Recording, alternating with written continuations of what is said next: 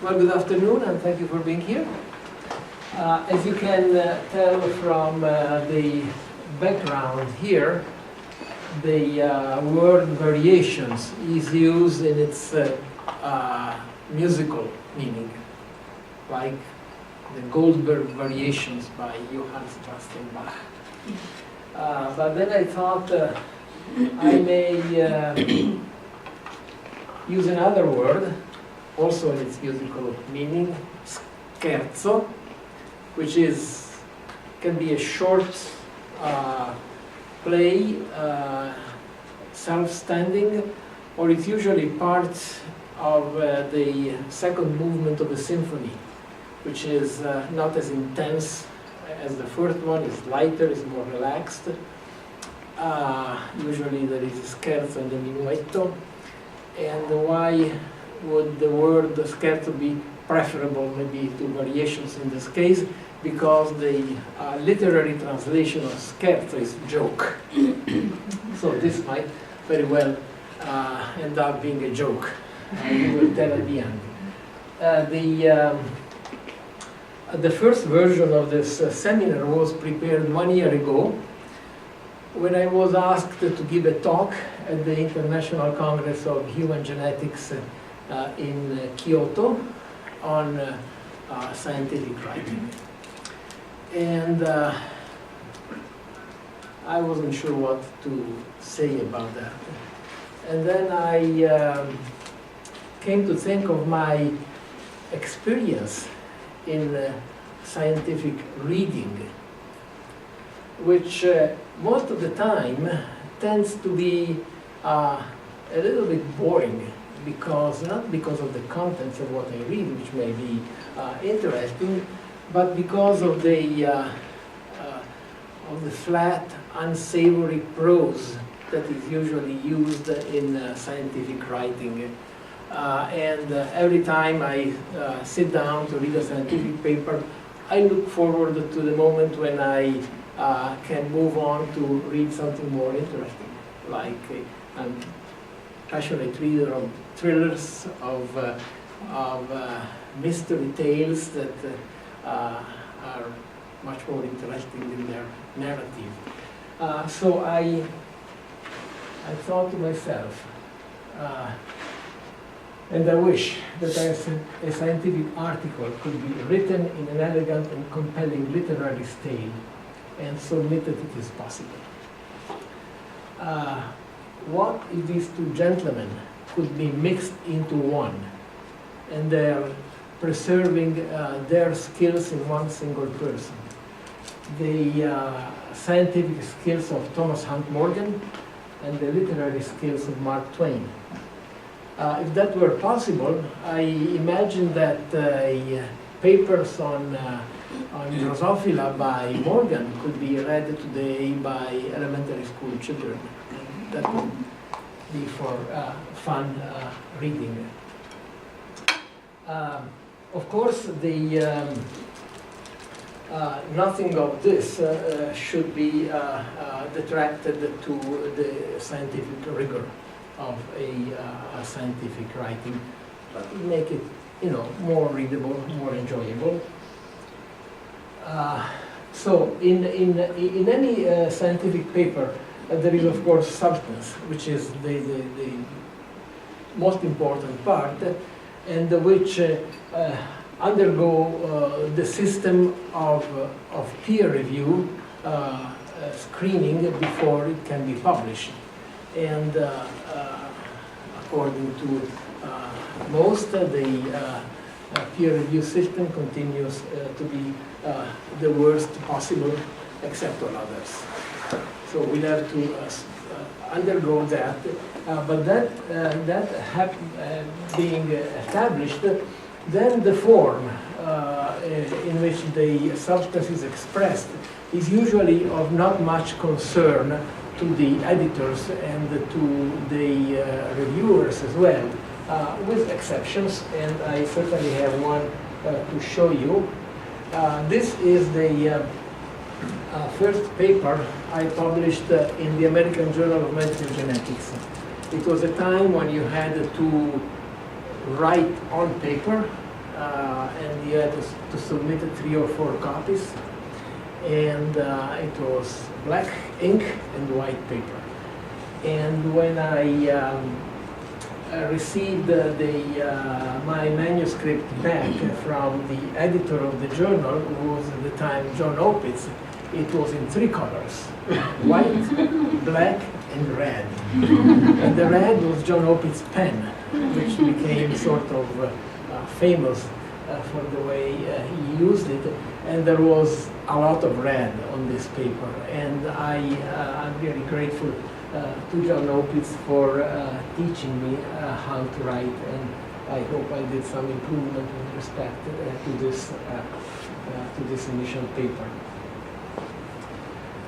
So as I was saying before, nothing should, the form should in no way detract from the content and from its rigorous presentation.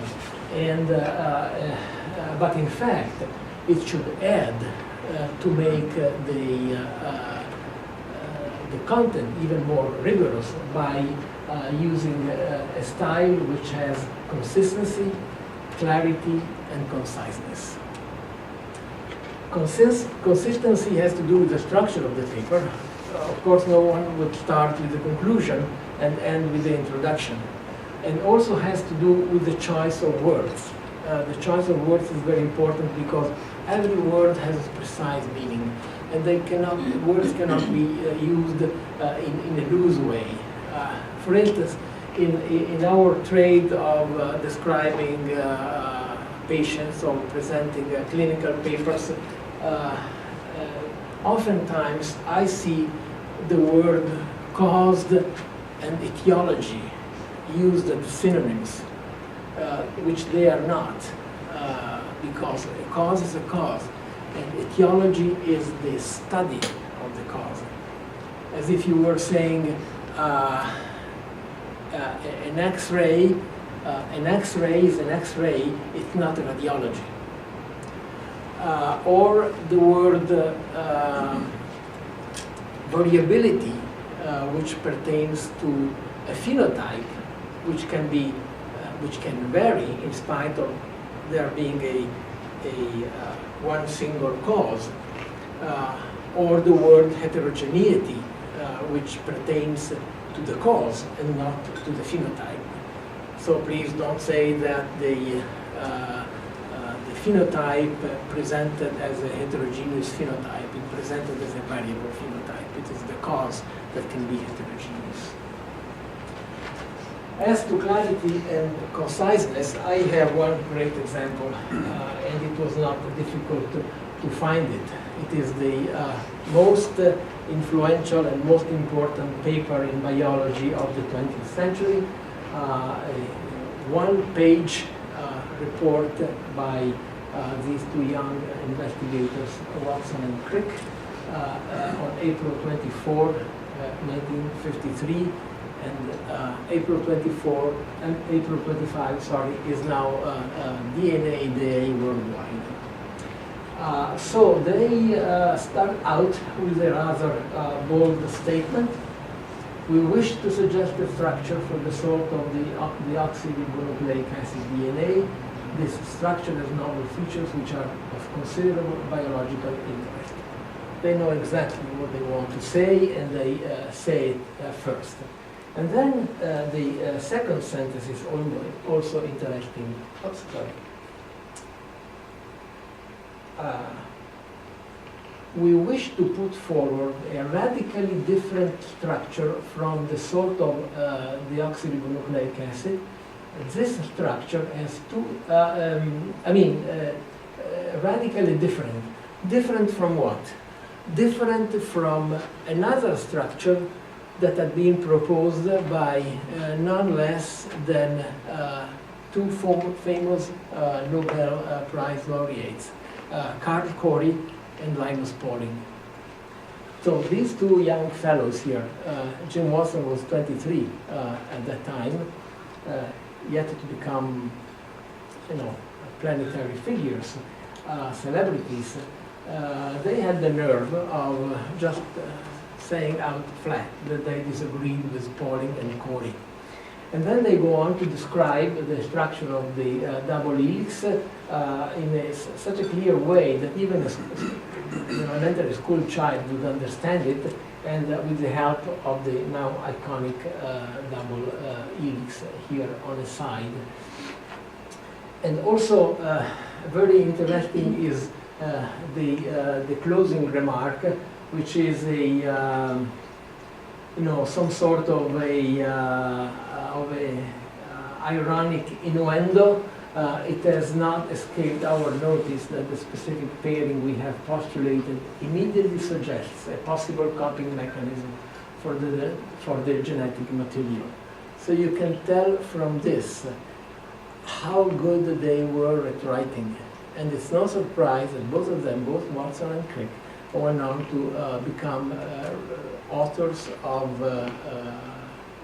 books that have had a great diffusion among the lay people as well, especially the Watson double helix, which became an instant bestseller. So, based on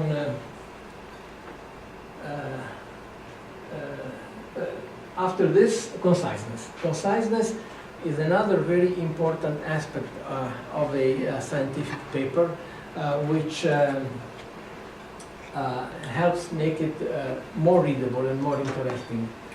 Let's go through this introduction of a cancer paper of 1975.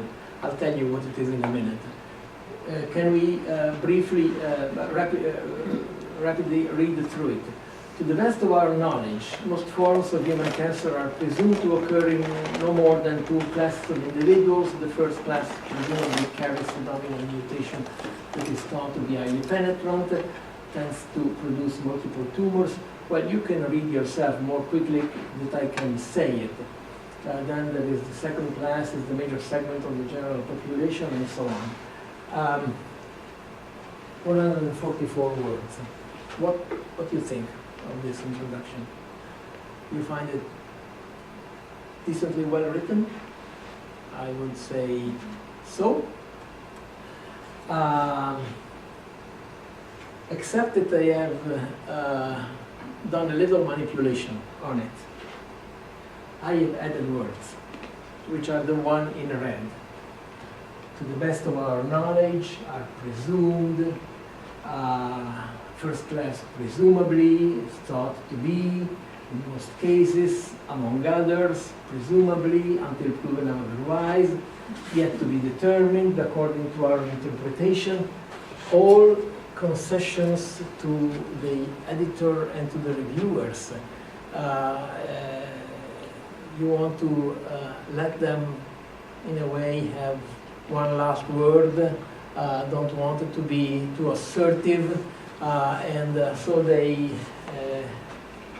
may think that you're not even so certain about what you're writing about, and much better to take them out, all of them,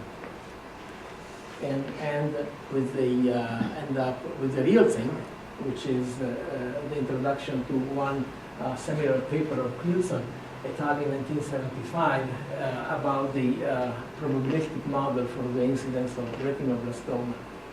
Like, one view of the relationship between these classes is that both entail cancer cell initiation by two mutational steps, the first of which may be either germinal or somatic, the second somatic, period. That's it. I mean, there is no point in beating around the bush. If you know what you want to say it in so many words, no more than those.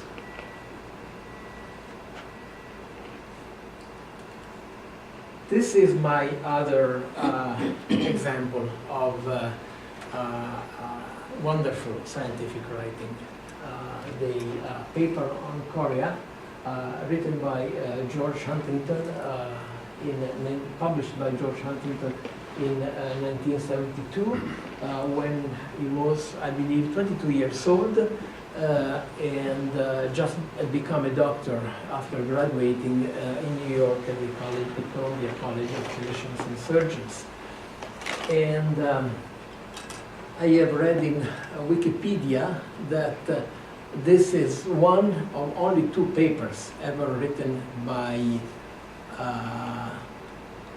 Huntington, which was enough to make him one person in the a character in the history of medicine. And I would almost be tempted to say a requiem for the impact factor here, that it may rest in peace, if only one paper is enough to make you to belong to the history of medicine. It is said among us Catholics that Saint Peter got a chair by just writing 2 letters in a paper that did not have any impact factor, in a journal that did not have any impact factor.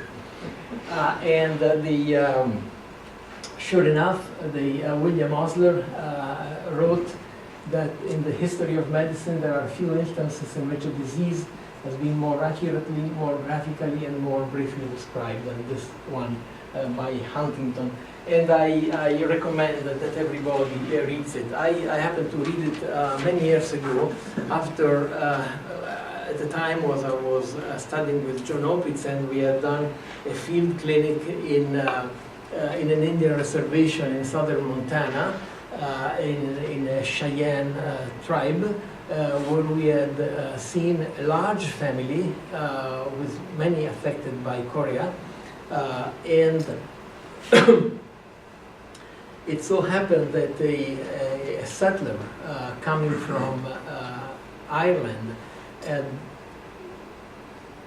gone into this tribe, and he had married all of the daughters of the chief, and he had disseminated his mutation, the Huntington mutation that he had taken with him from Ireland.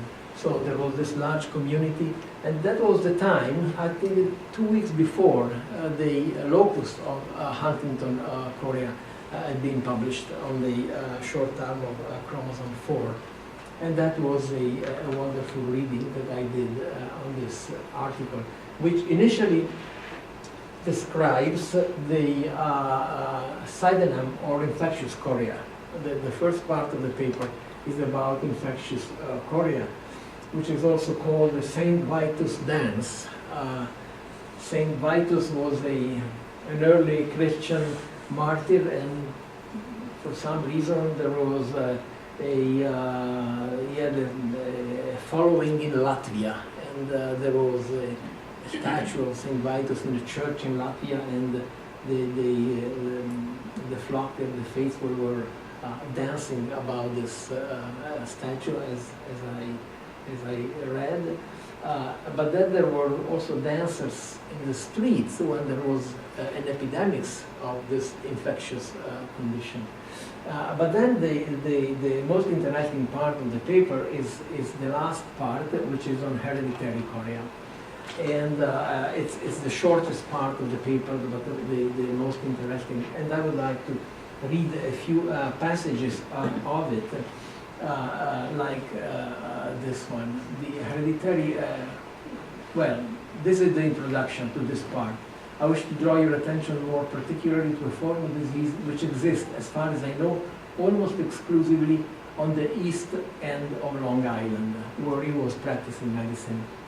The hereditary chorea, as I shall call it, is confined to certain families and heirloom from generations away back in the dim past. It is spoken of by those in whose veins the seeds of the disease are known to exist with a kind of horror, and not at all alluded to except through dire necessity as that disorder. Now, if you read this, would you put this down and go to do something else? No, I think you would go on, because it really takes you.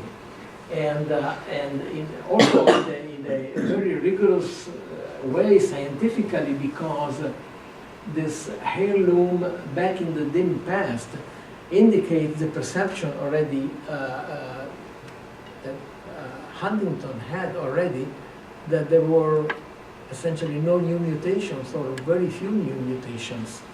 So everything had to go back to a distant past, and then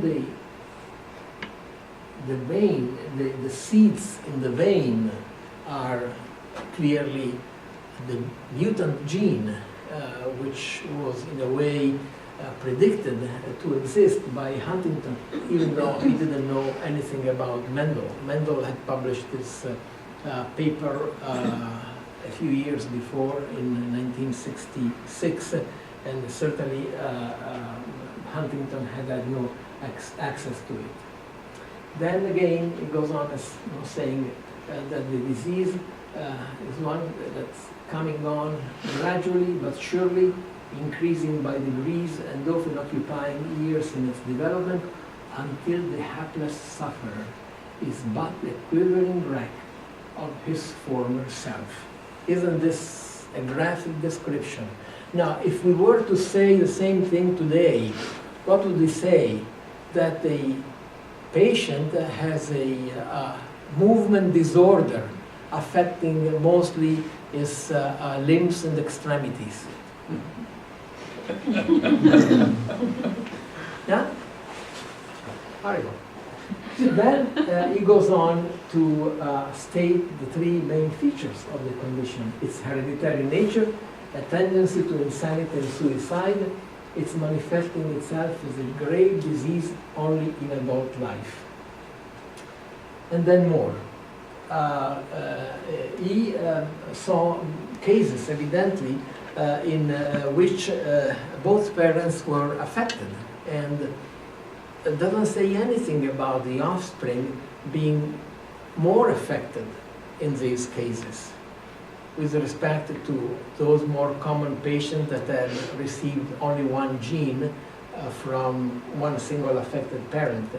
And this is interesting to remark because it really reminds us that chorea is Huntington's chorea. I don't know whether it is the only or certainly one of very few examples of true dominance, meaning that one mutation is sufficient and the addition of a second mutation doesn't really add anything to the phenotype. It never skips a generation to again manifest itself in another. This is another beautiful expression. Once having yielded its claims, it never regains them. Again, what would we say today? That there is full penetrance, and if one doesn't receive the gene, will certainly not transmit it. As the disease progresses, the mind becomes more or less impaired, while in others, mind and body both gradually fail until death relieves them from their sufferings, which is still true today because there is no cure for this condition.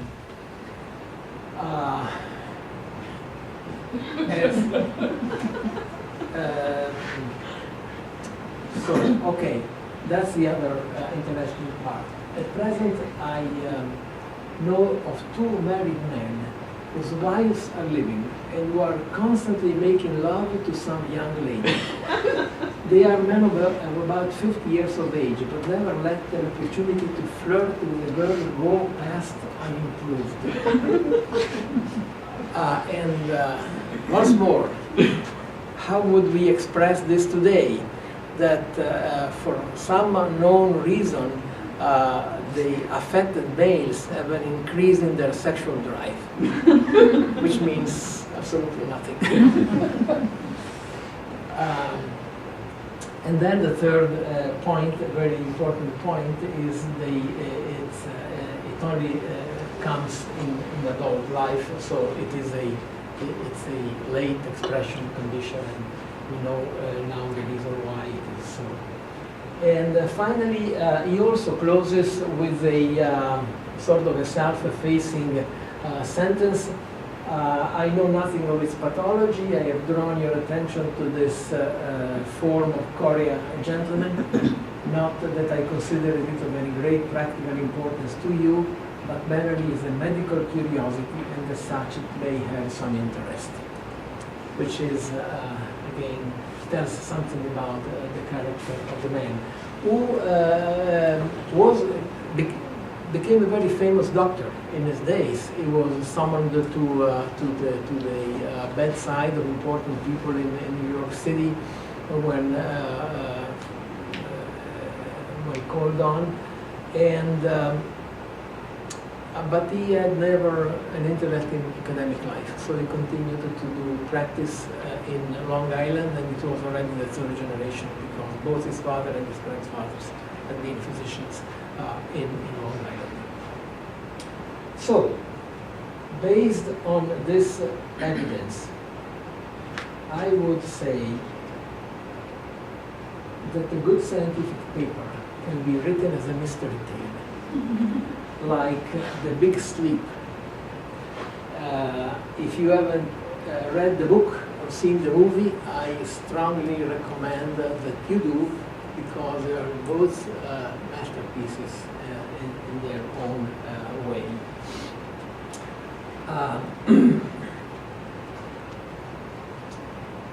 For example, you have a schizophrenia patient and you want to write a report on him because he is a truly special case. Not only does he change his mood from gentle to aggressive and back, but his physical aspect also changes.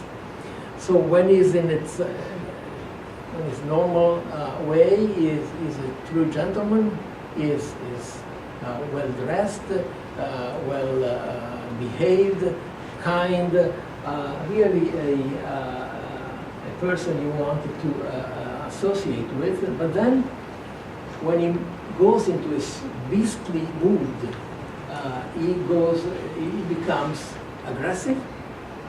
He doesn't shave, doesn't comb his hair, doesn't dress properly. He walks hunched up. He drools. He groans. He has injected sclera. So really, an exceptional case. And if you had it, if you saw such case, I assure you, we would be able to publish it the next day in the New England Journal of Medicine or some such. But unfortunately for you, the case has already been published once before, and it is the strange case of Dr. Jekyll and Mr. Hyde. And again, Robert Louis Stevenson is another one of those great authors that would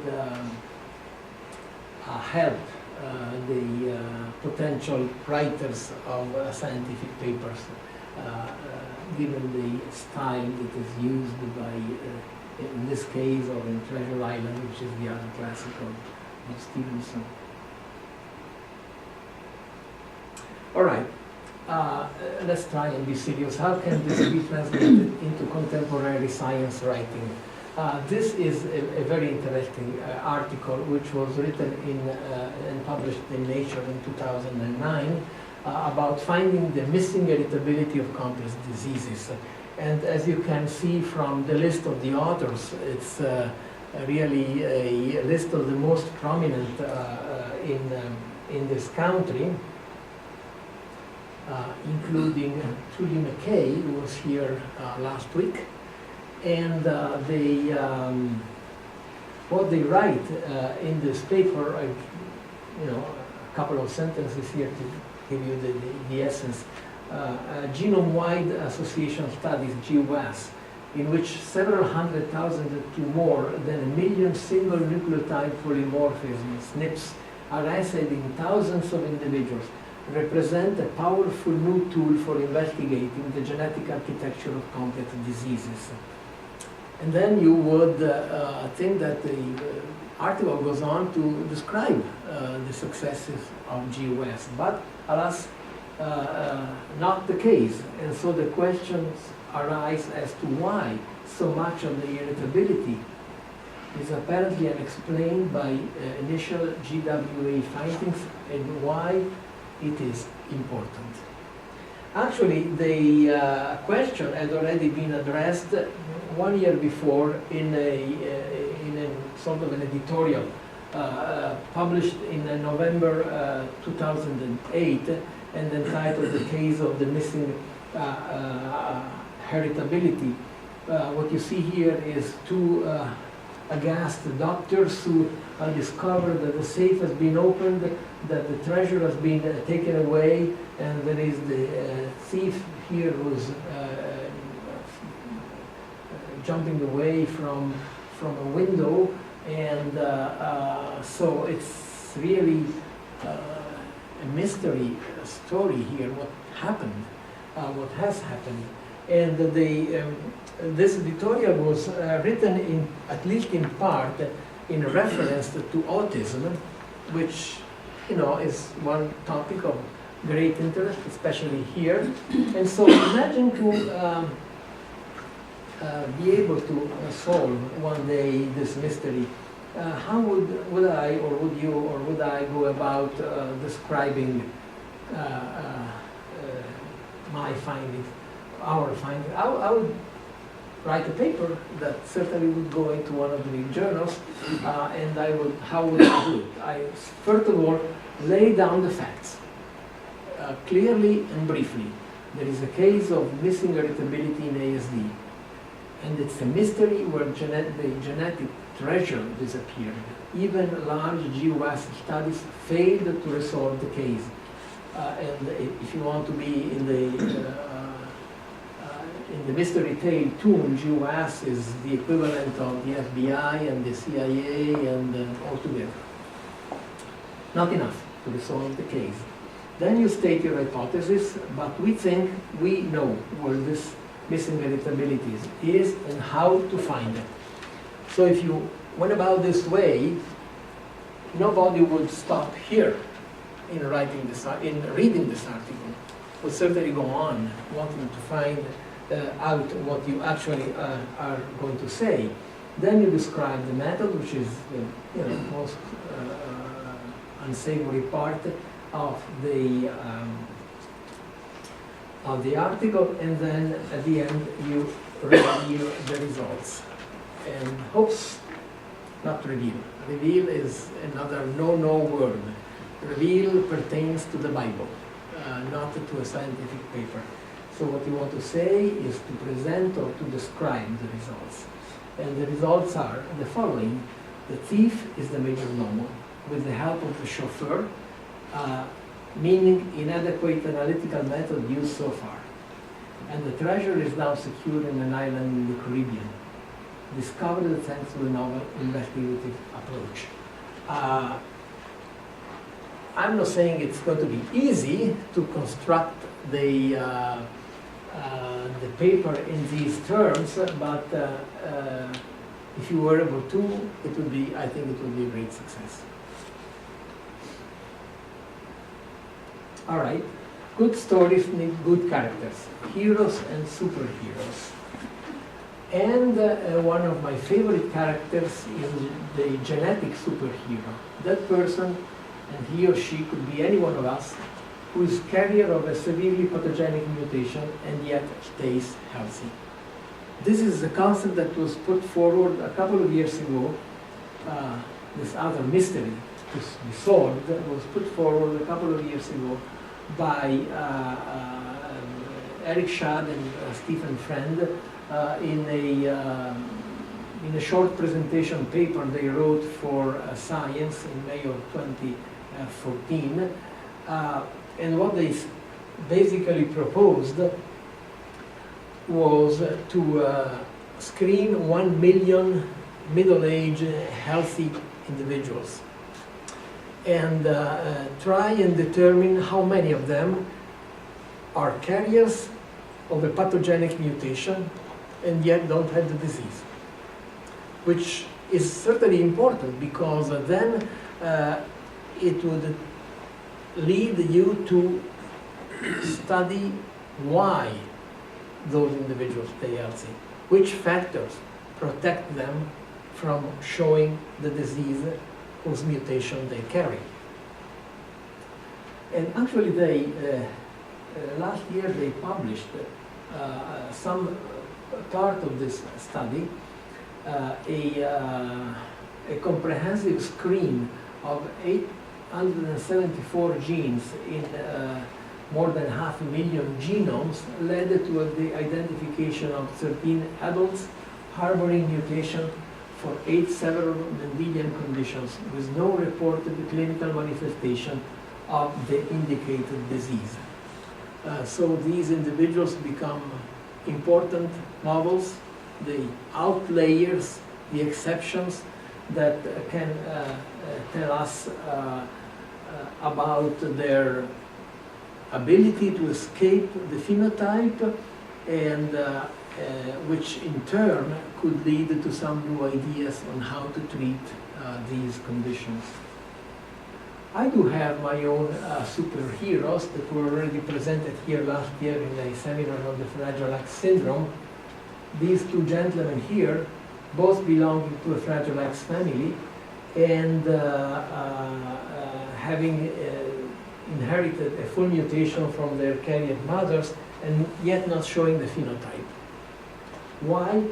Well, because they are unable to methylate the CGG, the cytosines in the 250 plus CGG triplets that present in their in exon 1. And so lack of methylation means that the gene is not turned off, and they can produce a certain amount of the FMRP protein, and that's the reason why they stay essentially healthy. They are rescued from the Fragile X phenotype. Now, we know that this is because the lack of methylation, but we do not know why this happens. Why do they escape methylation? Why are they unable to methylate? And if I were able to say at one point and to prove through experiments that aberrant methylation of the FMR1 gene in FXS is due to abnormal activation of an actionable pathway that may lead to the cure of FXS, then I could certainly publish in a top journal, and that could very well be the last paper I write. I'm afraid I will not be able to at this point. But this, in any event, concludes my this joke, and to compensate you for being patient and bearing with me, I have one real variation on the last slide that you can briefly listen to, at least a piece of it.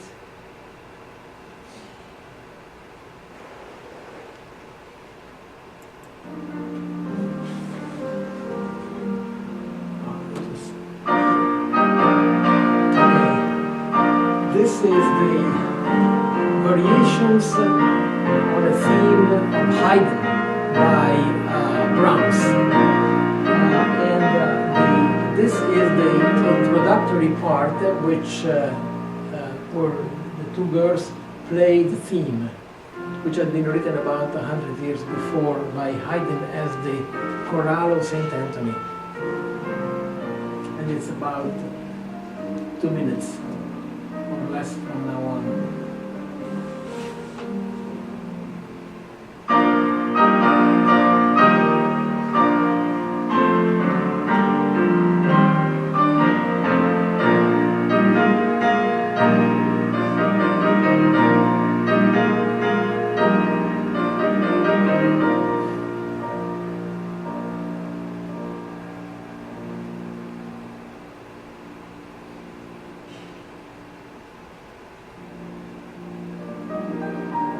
This is the first of the variations. There are 8 variations altogether. And at the end, they resume the theme and they finish with the theme. So it's a little longish because it lasts about 15 minutes. We don't have to listen to it all. But we can keep the girls playing while we can do some discussion if there are any comments or questions about it. They want to turn it down a little bit. Yeah, let's turn it down a little bit. I don't know how to do it.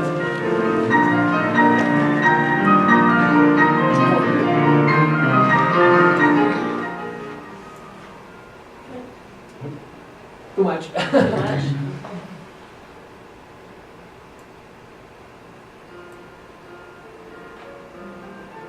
Okay. So that's it. There is an author who is very dear to us in our field, a little removed from Huntington, who also wrote 2 papers. His name is Renpenning, which Oh, yes. we're very familiar with. Mm-hmm. And in addition to having not waited until he got into medical practice to write his first important article, he wrote it as a student, a third-year medical student, who scooped his professor. They were working on the same category of disease, excellent disease, but Renpenning got his family, who he did not tell his professor about, published before the second paper. The second paper is of also great importance because it contains the first photograph of a Fragile X male.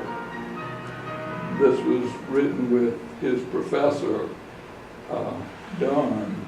Which year was that? 1963. Okay. His paper preceded it by a year, and then his paper with Dunn, his professor, who he had quietly scooped. So this is the first paper where there is a photograph of a Fragile X male. Yes. Before the 1969 Right. paper by Lupps. And I would suggest, the reason for mentioning this is how important it is to have good illustrations as well as good poetry in your papers. Yeah. Because several people had written about Fragile X before, but no one, from reading the papers, you don't get the impact that you get from a photograph. In fact, speaking of Fragile X, which is one condition I know better, I know very well how these boys behave, how they act, and then when it goes on paper, it's never sufficient. You really never convey the true essence of this behavior. But if you had the literary skills to do it, you could. I mean, like Huntington did. So there is no reason. Now, I know that I am daydreaming that it's not going to happen in a long time, whatever I am wishing here. But I think it would be possible to make an effort and write a scientific paper in a somewhat more narrative way. Similar to when you're in a seminar. There are 2 ways of presenting a seminar. One, tons of slides with tons of numbers, and at one point you get lost. Or just the narration of a story, which has a beginning, a development, and an end. And then you understand what it is, even if you have to believe some of what is being told, because there are not very few numbers, not many tables. You have to believe the person who presents, but at least you can follow a story and you bring something home. And this is my much preferred type of seminars when I go to listen to one, definitely.